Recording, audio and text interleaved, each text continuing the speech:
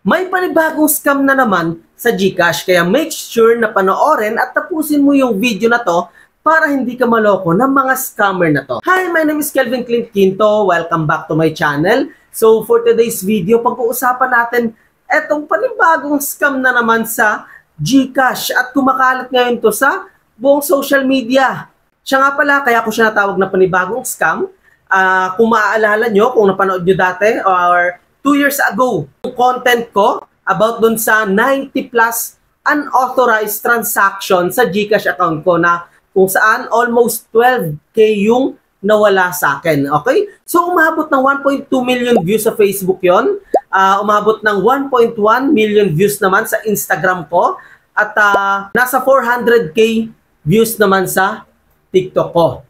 Okay? At ang daming nag-comment noon, ang daming nag-react kasi that time, ang dami talagang nawalan. Okay? That was October 2023. So magto 2 years na nga ngayong October. At ang sad news doon is kahit ilang beses ako kumontak sa support, walang nangyari. So nagpalitan kami ng email at ang tagal nila mag-reply. To cut the story short, hindi ko nabawi yung pera ko. So ngayong araw, August 6, 2025, around 8:33 PM, may nag-text from GCash. Okay, galing talaga sa GCash yung ginagamit. Alam niyo, pag may transaction kayo, may magte-text yung GCash ng OTP or may magte-text ng kung magkano yung amount na tinransfer sa'yo. Basta yung mga transaction, di ba? Tinetext yun. So, same, di ko alam number na GCash yan. Basta nakalagay naman GCash eh.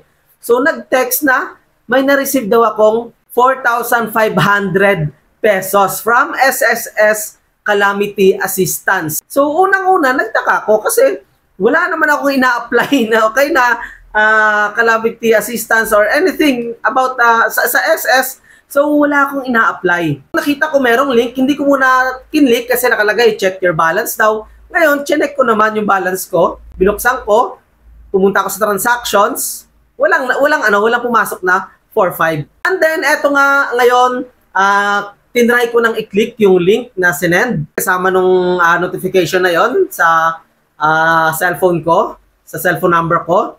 So pag-click ko, ayun na nga yung nakalagay. Ayan, may button daw na kailangan mo i-click yung claim para ma-link yung GCash account mo on all government-related subsidies and benefits can be collected in just one click, sabi.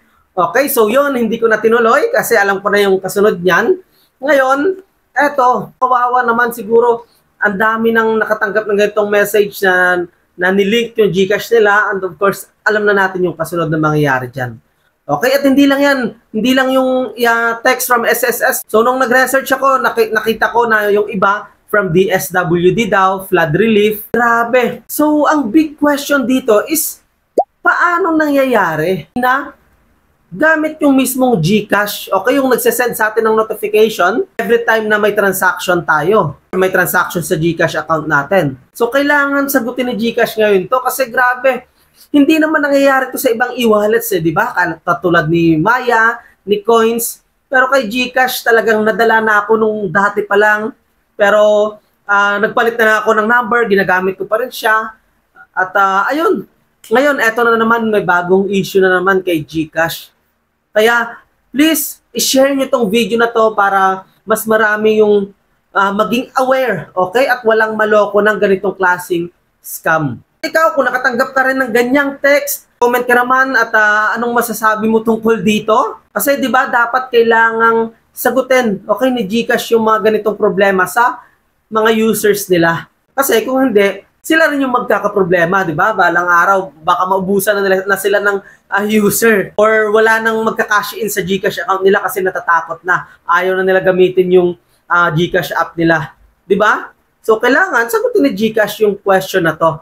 Okay, paano nangyari yon? Di ba?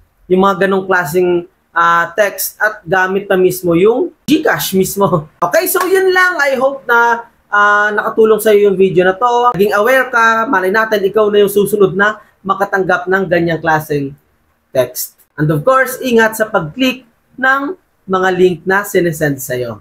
Ika nga, think before you click. My name is Kelvin Clint Quinto. See you in my next video.